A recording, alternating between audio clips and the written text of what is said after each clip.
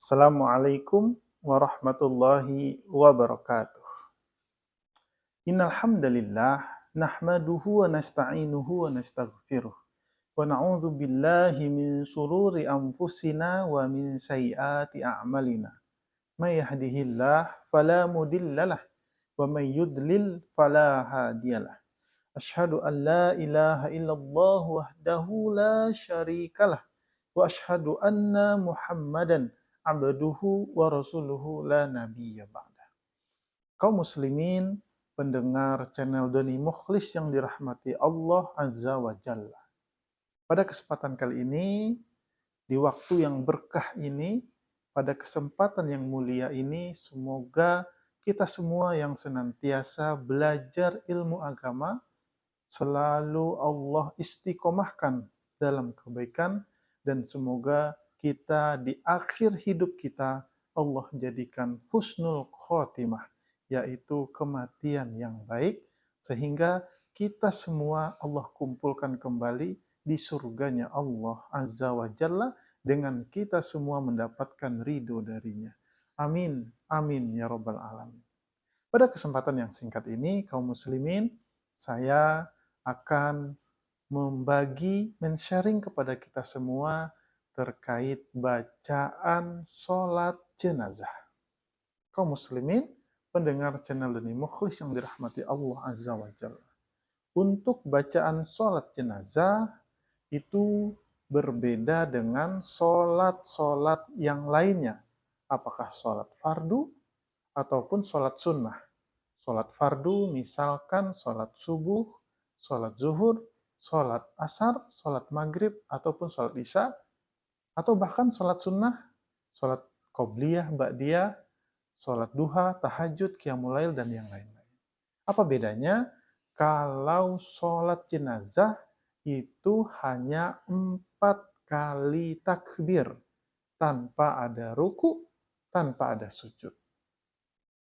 Dan pada sholat jenazah, apakah jenazahnya itu laki-laki yang kita sholatkan, ataupun jenazahnya itu perempuan yang kita sholatkan, tentunya ada perbedaan bacaan pada takbir yang ketiga dan yang keempat.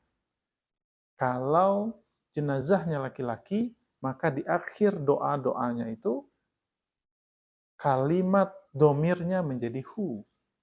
Kalau jenazahnya perempuan, pada takbir yang ketiga dan yang keempat, itu kalimat domirnya menjadi ha. Seperti itu. Maka, yang pertama kali ketika kita hendak melakukan sholat jenazah, apakah kita menjadi imam ataupun kita menjadi makmum, yang pertama kali yang terpenting, dan ini selalu menjadi rukun setiap sholat, termasuk sholat jenazah, yaitu niat. Dan niat itu kaum muslimin letaknya di dalam hati. Tanpa kita lafalkan, tanpa kita ucapkan pun, niat itu sah. Dengan kita menyengaja menyolatkan jenazah, artinya kita sudah berniat. Tapi, kalau bagi sebagian ulama mazhab, khususnya Imam Syafi'i, mazhab Imam Syafi'i, itu demi kehati-hatian, maka niat itu dilafalkan juga. Di hati juga, ditambah dengan dilafalkan juga, itu pun boleh. Tapi kalau saya sendiri, cukup di hati saja kita berniat menyolatkan jenazah, apakah jenazahnya laki-laki ataupun jenazahnya perempuan. Kita berniat apakah sebagai makmum ataupun sebagai imam. Kalaupun ingin dilafalkan, maka kita lafalkan. Contohnya, kalau jenazahnya laki-laki, di niat pun juga ada perbedaan antara niat menyolatkan jenazah laki-laki ataupun menyolatkan jenazah perempuan. Jenazah laki-laki, usolli ala hadzal mayyit arba'a takbiratin fardal kifayati imaman lillahi ta'ala. Itu kalau kita menjadi imam.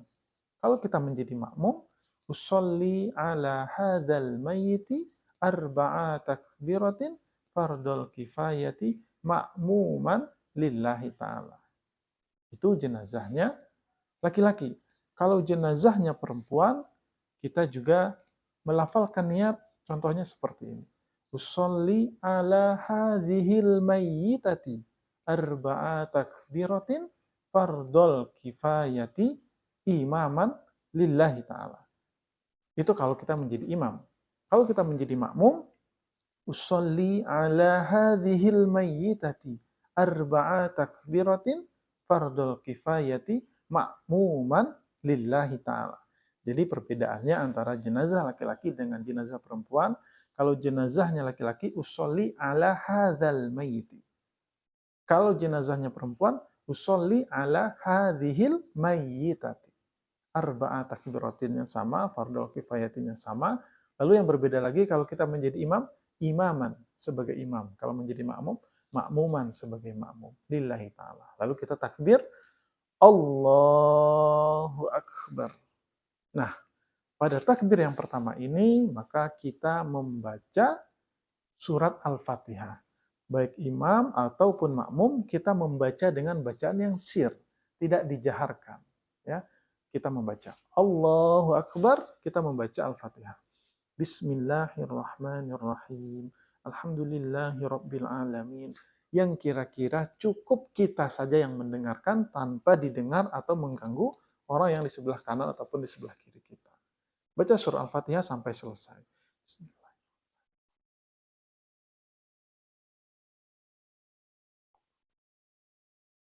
Sampai selesai.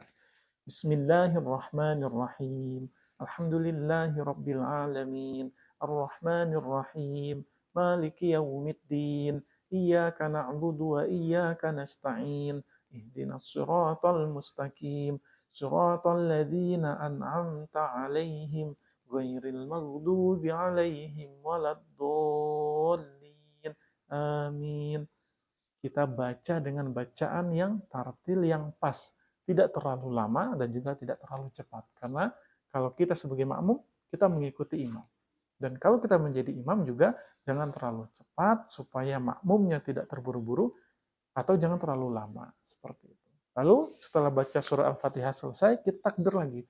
Allahu Akbar. Pada takbir yang kedua ini, kita membaca sholawat Nabi.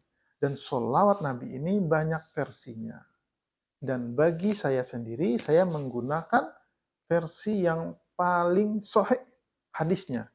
Apa sholawatnya? Seperti ini. Allahumma salli ala Muhammad wa ala ali Muhammad kama sallaita ala Ibrahim wa ala ali Ibrahim innaka Hamidum Majid. Allahumma barik ala Muhammad wa ala ali Muhammad kama barakta ala Ibrahim wa ala ali Ibrahim innaka Hamidum Majid. Atau yang versi lain juga boleh. Allahumma salli ala Muhammad wa ala ali Muhammad kama shallaita ala Ibrahim wa ala ali Ibrahim wa barik ala Muhammad wa ala ali Muhammad kama barakta ala Ibrahim wa ala ali Ibrahim fil alamin innaka Hamidum Majid juga boleh. Atau versi lain menggunakan Sayyidina silakan. Tapi kalau saya sendiri tidak menggunakan Sayyidina dan menggunakan versi yang pertama tadi. Seperti itu. Jadi mari kita beramal sesuai dengan dalil yang sahih, sesuai dengan petunjuk dari Nabi Muhammad SAW atau dari sahabat tabi'in dan tabi'ut tabi'in. Yang penting asal ada rujukannya, asal ada dalilnya, silakan dipilih. Tanya hati nurani kita mau menggunakan yang mana, tidak ada masalah. Lalu setelah takbir yang kedua kita membaca sholawat Nabi, selesai lalu kita takbir yang ketiga. Allahu Akbar. Maka pada takbir yang ketiga ini kita membaca doa. Membaca doa. Apa doa yang kita baca? Kalau jenazahnya laki-laki, Allahumma gfir lahu, warhamhu, wa'afihi wa'fu anhu, wa akrim nuzulahu, wa wasi' madkhalahu, wa gsilhu, bil ma'i wat thalji wal barad, wa nakkihi minal khotoya, kama naqaita thawbal abyadu minad danas. Wa abdilhu darun khairan min darihi wa ahlan khairan min ahlihi wa zawjan khairan min zawjihi wa adkhilhul jannata wa a'idhu min adzabil qabri wa min azabin nar. Itu bacaan versi lengkapnya. Ada juga versi yang lain yang seperti itu juga, namun ada berbeda sedikit-sedikit. Ya, tapi kalau kita pemula, tidak hafal yang panjangnya, maka boleh kita membaca Allahumma gfir lahu warhamhu wa'afihi wa'fu anhu. Boleh, selesai. Sama seperti sholawat Nabi tadi. Bagi kita yang masih pemula, yang baru belajar, maka boleh juga kita membaca Allahumma sholli ala Muhammad wa ala ali Muhammad, boleh. Tapi tentu dalam beribadah, kita ingin yang terbaik, maka kita gunakan versi yang lengkapnya, versi yang terbaiknya, yang sempurna, seperti itu. Ya, seperti yang tadi saya contohkan. Itu kalau jenazahnya tadi laki-laki. Kalau jenazahnya perempuan bagaimana? Maka setiap kalimat hu tadi diganti menjadi kalimat ha. Contohnya, pada selesai membaca sholawat Nabi, lalu kita takbir yang ketiga. Allahu Akbar, kita baca Allahumma gfir laha, warhamha, wa'afiha, wa'fu anha, wa akrim nuzulaha, wa wasi' madakholaha, waghsilha bil ma'i wat talji wal barad, wa nakkihi minal khotoya kama naqaita taubal abyadu minad danas, wa badilha daran khairan min dariha, wa ahlan khairan min ahliha, wa zaujan khairan min zaujiha, wa dakhilhal jannata wa idha min azabil qabri wa min azabin nar. Selesai. Atau kalau belum hafal, maka yang pendeknya menjadi alternatif sementara sampai kita hafal yang lengkapnya. Allahumma gfir laha warhamha wa'afiha wa'fu anha, itu pun boleh. Kalau mau sempurna, kalau mau lengkap, silahkan ditambahkan. Lalu setelah kita selesai takbir, membaca doa pada takbir yang ketiga tadi, lalu kita takbir lagi takbir yang keempat. Allahu Akbar. Pada takbir yang keempat ini, kita membaca doa juga. Yang tadi doa untuk jenazah, yang keempat ini juga doa untuk jenazah dan doa untuk kita yang ditinggalkan. Apa bacanya? Kalau jenazahnya laki-laki, pakai hu tadi. Kalau jenazahnya perempuan, pakai ha. Allahumma la tahrimna ajrahu, wa la taftinna ba'dahu, waghfir lana walahu. Wali ikhwanina alladzina sabakuna bil iman wala taj'al fi qulubina ghillan lil ladzina amanu rabbana innaka raufur rahim. Kalau jenazahnya perempuan tinggal diganti menjadi ha. Allahumma la tahrimna ajroha wala taftinna ba'daha waghfir lana walaha wali ikhwanina alladzina sabakuna bil iman wala taj'al fi qulubina ghillan lil ladzina amanu rabbana innaka raufur rahim. Kalau belum hafal yang panjangnya, maka yang pendeknya pun boleh. Sampai di mana yang pendeknya? Yaitu Allahumma la tahrimna ajroha wa la taftinna ba'daha waghfir lana walaha. Boleh sampai di situ. Atau kalau jenazahnya laki-laki tadi, Allahumma la tahrimna ajrohu wa la taftinna ba'dahu waghfir lana walahu. Sementara boleh sampai di situ kalau kita belum hafal yang panjangnya.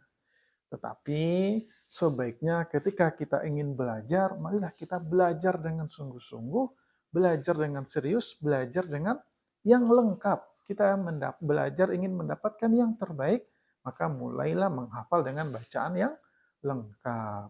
Nah, setelah selesai doa tadi, maka imam akan mengucapkan salam. Assalamualaikum warahmatullahi wabarakatuh. Assalamualaikum warahmatullahi wabarakatuh. Dan sudah selesai kita sholat jenazah. Apakah setelah itu kita doa, kita tanya apakah jenazahnya ini baik, itu pun boleh, silahkan. Setelah itu langsung dihantarkan ke tempat pemakaman. Baiklah kaum muslimin, itulah yang dapat saya sampaikan terkait dengan bacaan sholat jenazah.